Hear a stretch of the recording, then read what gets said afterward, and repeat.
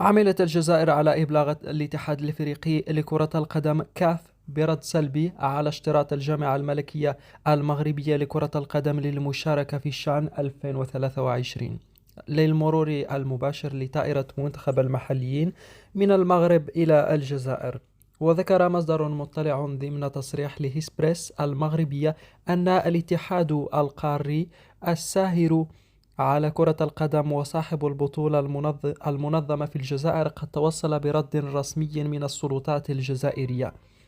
جدير بالذكر أن الجزائر تفاعلت بسلبية مع الطلب المغربي يوم الأربعاء الماضي بصفة غير رسمية على لسان رشيد أوكالي رئيس لجنة تنظيم شان الجزائر، فقد قال في مؤتمر صحفي: دفتر الشروط